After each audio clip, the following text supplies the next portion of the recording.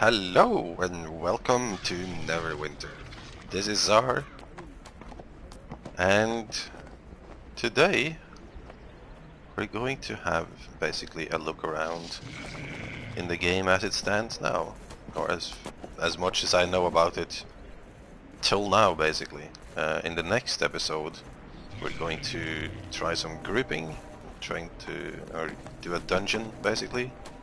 And in the previous episode, if you haven't seen it, we went through PvP through some length. Let's get our interface back on.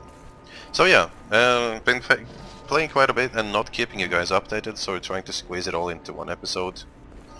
So this is gonna be like the interface and mechanics and everything episode. And I haven't planned anything, so we're just gonna do it as it comes, basically. In here, in these circles, you can, once an hour, you can pray to your deity or something. And I'll do that now, and when you do, you will receive rewards. Let's see what rewards we get now.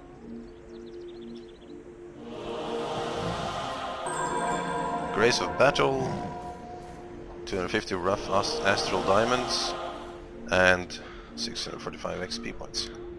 Cool. That's a temporary buff. Some of the astral diamonds are actually, let's have a look at that. You might as well just start looking at that immediately. Here you can see I have actual astral diamonds. Let's see here.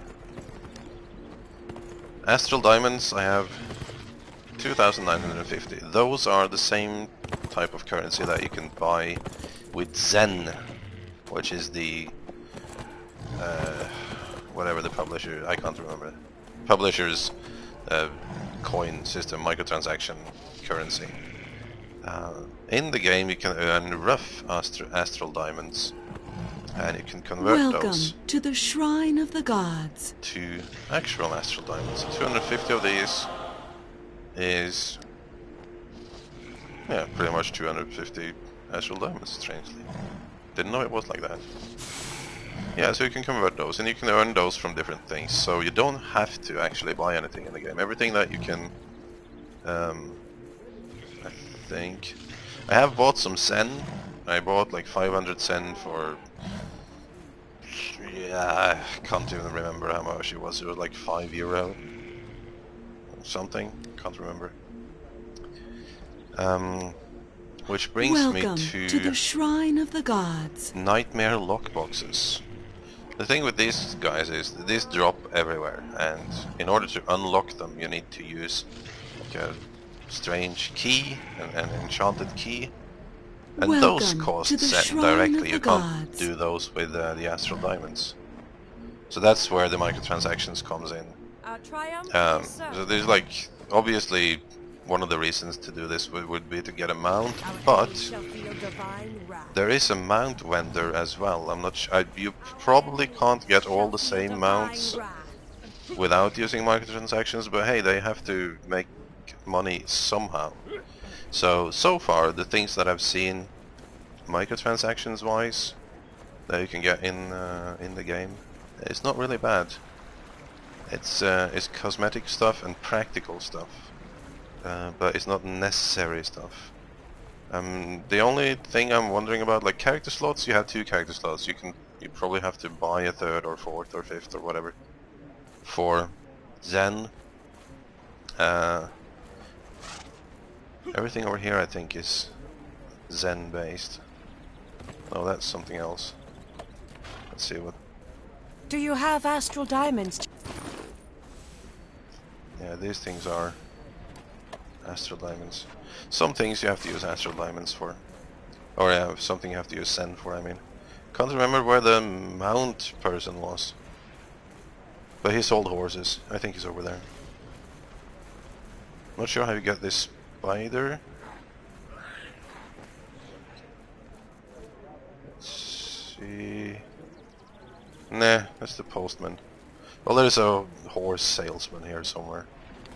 Also, you have the shop up here somewhere. So let's see, character, homepage.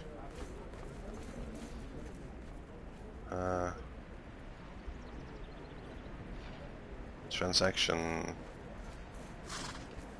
Hold on.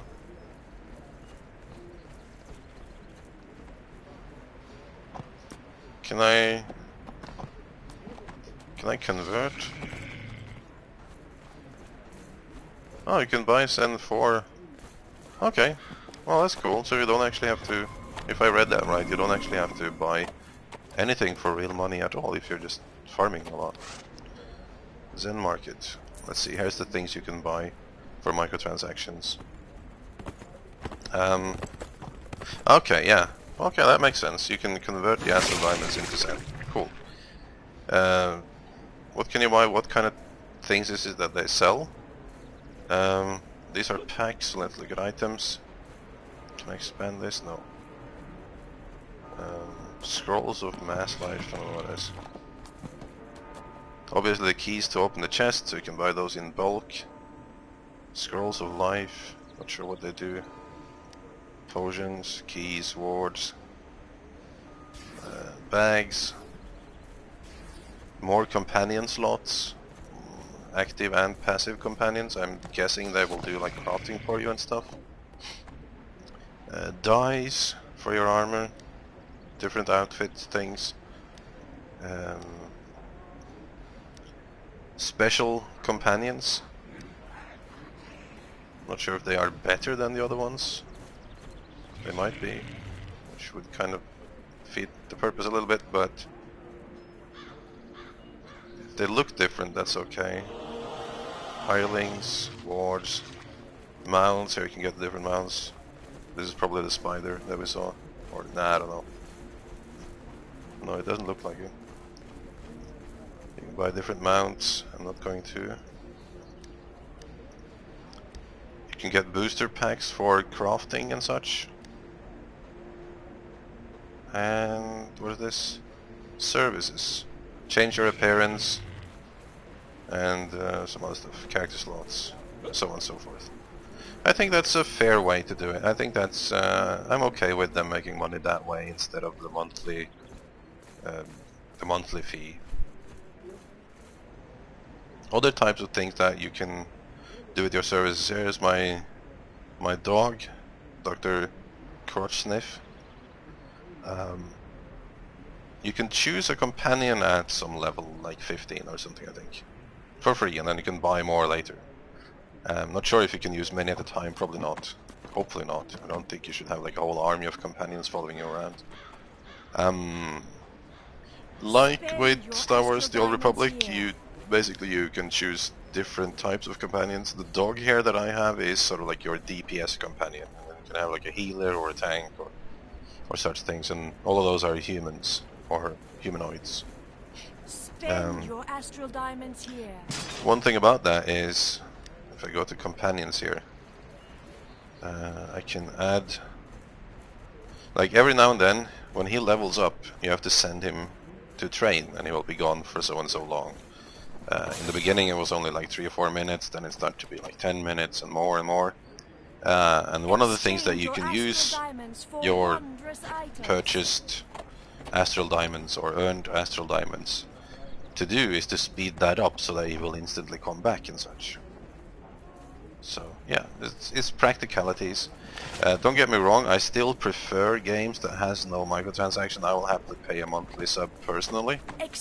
But with the competition and the selection of games on the market today, I think those days are over, to be honest. Actually, for AAA games, at the very least, you have some exceptions, like World of Warcraft. But for the most part, I don't think anyone can survive in that market without going free to play these days, if they have had any production cost at all in the AAA range, I mean. Okay, let's look a little bit at skill systems and how it works. In the previous episode we looked at a little bit about how you get into PvP and dungeons and skirmishes and such, so we're not going to go through that in any more detail than to mention this and the small brilliance we discovered there. Every time you level up you get this little thing down here. You can press U and see what is new. Quite a few things are new since I just hit level 20 in the previous episode, so let's see New powers, you got 1 power point. That happens every level. 1 power point, you can put this into your, shall we say, talent tree.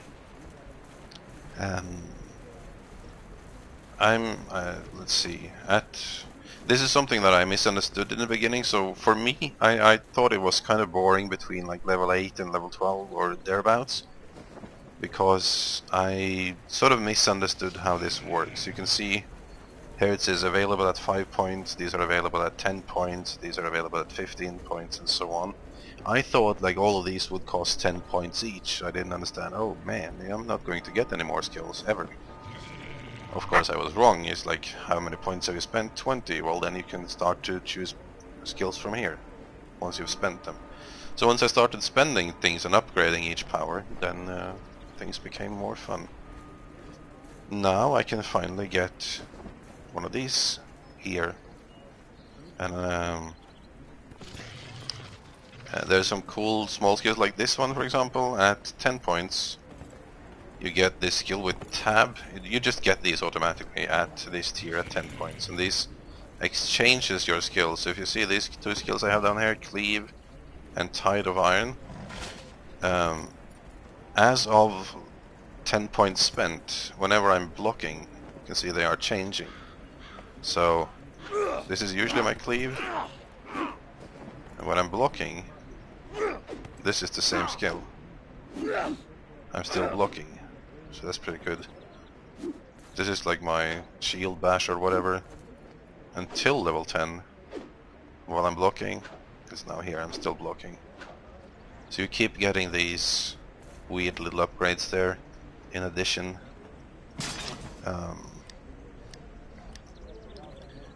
And then at 20 points spent, you unlock the ability to put the 3rd rank in either of these. Until 20 points spent, you can only rank up to 2 in each skill. That's cool, but I'm not going to do that now. I'm going to get Crushing Surge, because that is something that heals me. Sort of like a series of hits and a heal at the end. I really want that one. Not sure where it ends up, or where I can use it. It's an at-will skill. That means it's one of these. Really? Is it really? It is indeed, okay. That's actually the first time I've changed any skill, but this will be like a self-heal skill. That's pretty sweet.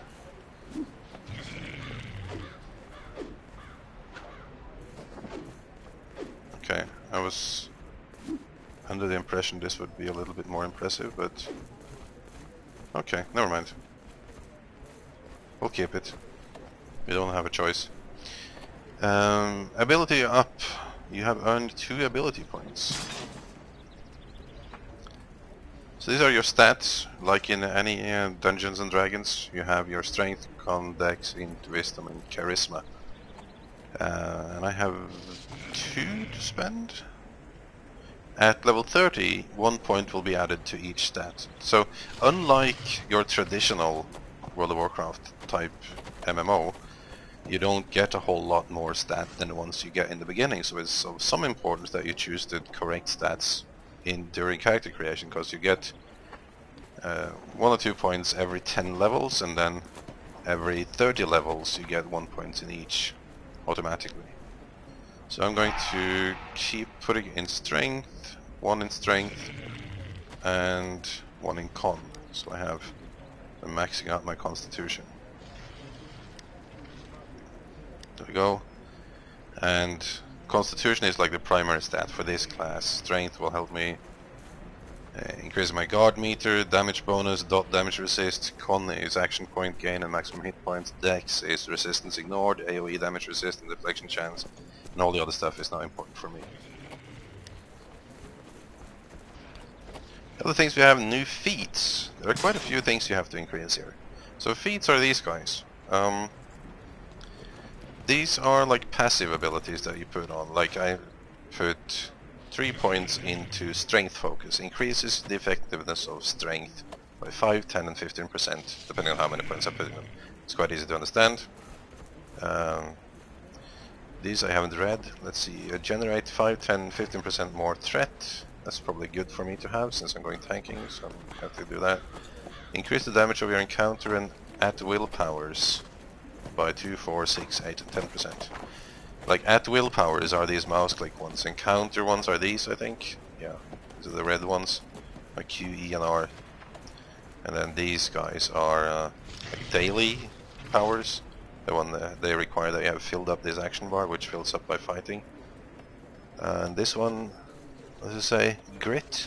Gain 1, 2, 3% chance of your max hit points in temporary hit points when you are healed by a player power for the second cooldown.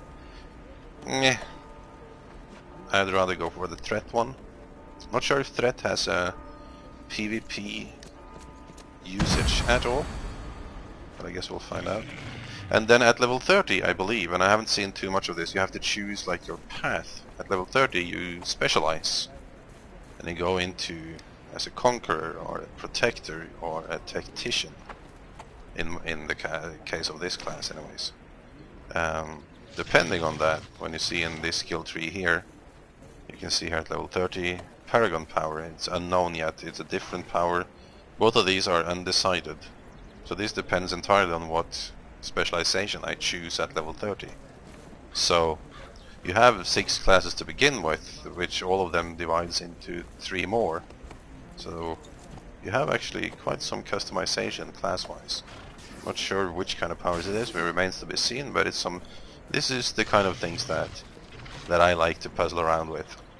Probably the kind of thing that would cause me to buy another character slot just to have one of each, but you can buy respecs. What else is new since we level up? New level up box, adventures reward, level 5. Every 5 levels I think you get one of these adventures box. Contains some bonuses. This teleport to here. Mount requisition token, that's nice. Not sure exactly. This turn this into the mount vendor in Protector's Enclave to temporarily requisition a mount for personal use. Temporarily, I'm not sure if I like that. Portable altar, those are good. And I get the chest here that I have to save for another 5 levels before I can open that one. Cool. Last thing, new task, acquire your first mount. A hero of your mettle needs an equally fine mount. Head down to the Shandakar stables and talk with the mount merchant there. You'll cut a fine figure riding around on a swift horse, or maybe one of them. Cool. Which brings us to the quest log, where you can change things. Where's the giddy up? I'm guessing that's it. Let's show that one. Track that one. It'll be up there. And we have our glowing line here that I decided to leave on. And now we can apparently get our first mount, which is cool and probably costly. I haven't bought a single thing in the game yet, so we'll see how this goes. Got the guilds breathing down my neck. Again. Where is it? Over here, I'm guessing. Hello, mount vendor.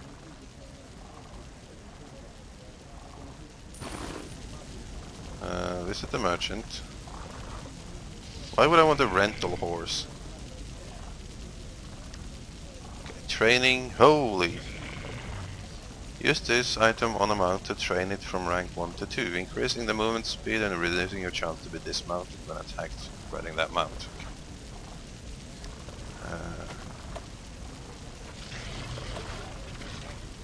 Because these ones you can buy for 5 gold. Okay.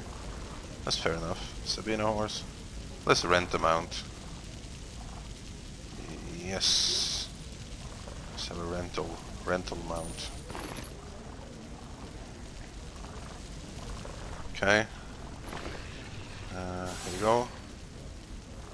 Oh, okay, so he's down there now on button number 6. Oh, I'm magically sitting on a mount. I feel like Shrek right now. Shrek and the donkey. This is well, not on the donkey, but oh, the controls of this mount. Whoa. Okay.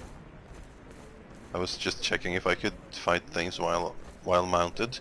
Apparently I can't. That was also one way of solving the mounting animation, a bit cheaper way I feel, but given the large variety of strange shaped mounts here, I can sort of understand why they did that. So what do you mean this is rental? It's like, I'm not owning this? Can I not get like a... Will it disappear? I don't know. This, by the way, is a portable altar. And inside of these altars... altar, I don't know. Inside of these, you will regain health, and you can pray to your god and whatnot. I have a few of those too. I just choose not to use them a whole lot. Here we are. Very practical for when you're doing your own little instances and stuff. If you want regain, I'm not. Maybe you can also respawn at them. I'm not sure. I haven't actually died yet with this character, strangely enough. So yeah, brings us over to the map. Well, actually, not so interesting. What we're going to do. As you know, this whole thing is going on in Neverwinter. And for anyone that's played any D&D, they know about Neverwinter, what it is. Neverwinter is a huge city, and basically everything I've done so far has been going on within the city walls of Neverwinter. Although you are taken out here from time to time as well. I actually have a quest up there. I haven't looked outside the city much, and I'm not planning to do that just now. That will be in a later episode. My favorite thing to do is to run around in the tower district, where all the orcs are, and kill orcs, basically. Not sure why, I'm a half-orc myself, so... Is there like a... If you're wondering what's going on here, timer on this guy or something? Ah yes, there is. Okay, so there's a 5-hour timer. And I have 2 more tokens. Well, by that time maybe I have 5 gold so I can buy my own. Or, actually this is something we want to do right now. Since I have some Zen, and I have some of these boxes, why don't we buy a key? And see if we can get them out from a nightmare. Probably not, but... sure to win... Let's purchase and unlock box. Did we get something? Nope. Just because I have Orcus blood doesn't make me a many arrows sympathizer. Freaking lottery this is.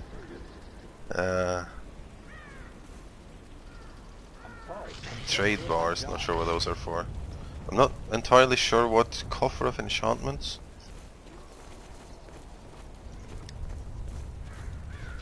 Overflow bag. Just because I have Orcus blood doesn't make me a What's many in here? arrows sympathizer. Open box. Sorry, I'm just doing my job. Oh, I have to move it into another bag. Oh, okay, overflow, good. Now we know that system exists. Silvery enchantment, and Azure enchantment. Actually, that's good that they told us, because that brings us over to another point. I need to spend... I'm gonna open one more, the rest I'm going to save to buy a bag at some point, I think. Purchase and unlock the box. Meh. One rare ring, neck, arms, primary item, secondary item. We're gonna buy one more. Whoa, no. Screw you, I don't have that much. Put it here, see what we got in it. Shadowfell amulet, what is that? Huh. So you get gear, that's a little disappointing actually. Oh well. One more thing I wanted to look into. If we look at the character here, just armor slots and everything. Just because I have Orcus blood doesn't Yeah, we've been through everything. Sympathizer. You can also enchant your armors and stuff, like here. Moment of your time. You can change appearance on it, enchant item. As you can see at the moment, I have put... doesn't make me a many arrows sympathizer. You looking for work? Hold on. I'm just doing my job. Yeah, this one. I have put in the defense slot of it, I have chosen to put this here dark enchantment rank 1. These are sort of like runes or whatever. You can pay the diamonds to get them out. And here I have a bunch more. I took that one because it had lifesteal on the defense slot. If I were to take, for example, this one, it's for companions, never mind. This one, if I put that in the defense slot, it would give me 80 maximum hit points. If I put it in a piece of anything with an offense slot, it would give me plus 20 power. What you also can do is you can combine them and add a ward to it. I've never tried that. Preservation ward, don't know what that is, but I can combine it into rank 2 enchantments, fuse them. And that makes it 160 maximum hit points. So now it's a lot better. Let's fuse the rest of them too. Just so they don't take up extra space, because I don't have a whole lot of space. Why? Oh, they got... Sorry, I'm just doing my job. Fusor! Okay, I'm tired of hearing that orc bitch there. A moment of your time. No combat in this episode. There we go. Can I fuse these two? I probably can. But I don't have more than 3. I think I need 4. Anyway, so that's about that, and here's one more thing we're going to talk about. These billboards here. Job listings. What they actually are is a queue system for these things, the same as the K key, calendar, events going on, homepage, and a listing of all the Foundry contents. And if you remember me briefly talking about this in episode 2 or 1, I think it was, 1 probably, Foundry is player created content, and you can basically, if you're like a map maker or something, this will probably be your wet dream, because here you can sit and put together stories and everything. They've basically made a level creator slash story creator slash everything, and you can play it and it works together with the rest of the game. You can make single player or multiplayer content. I've only ever tried one, so I can't really talk too much about it yet. The one I tried was a whole ton of reading stuff, so I wasn't too happy about that. But in essence, I think this will give you something to do. What the players cannot do is decide the contents of loot that you get, so that's how they keep it balanced, I guess. All the missions have like a chest at the end with loot, otherwise it's mob loot. That's pretty much how it works. In everything, included the player created contents. Requires assistance. Whew, okay, I think we've been through quite a bit. The last thing I want to try now is I want to go and try out this healing skill that we got. Let's just read on it. Crushing Surge, 95 to 109, this is less.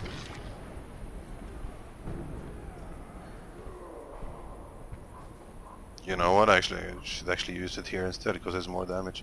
Bash your foe with a series of slow, satisfying attacks. Third strike deals additional damage and will heal you. I'm not sure how much it will heal. The skill I used to have on that slot would weaken my enemy, and I usually didn't use that so much, because I'm lazy and stuff, but let's see. I have a bunch of other heals too, so it's kind of hard to see. So level 10, these guys. Okay, let's find something a little bit more solid. Okay, my dog is... Okay, my dog is taking care of them. Let's find something a little harder. Something a little harder has been found. Hello. Now the thing is, I have sort of like a spiky thing that heals me when they hit me anyway. And I have lifesteal and I have a bunch of things, but let's see. To see any numbers that doesn't match these. That one for 59 or thereabouts, that seems to be the heal that this does. Okay, that's fair, I guess, if I put some more points into it. But it is... let's see. The other skill I used was this one, Tide of Iron. There's much less damage. Cleave is also less damage. I might actually just start using this as my primary attack. And I can put another 20% damage into it. So actually I might do that. I think I'm going to...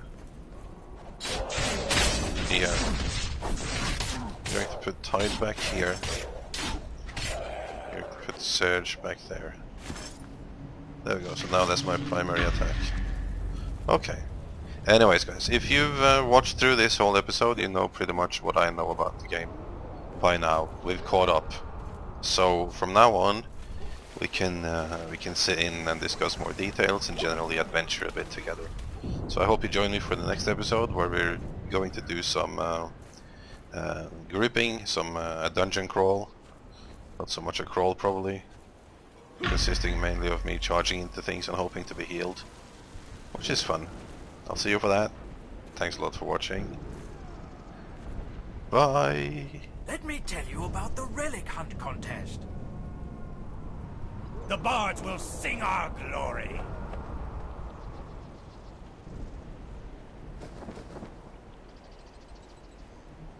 History is our greatest teacher.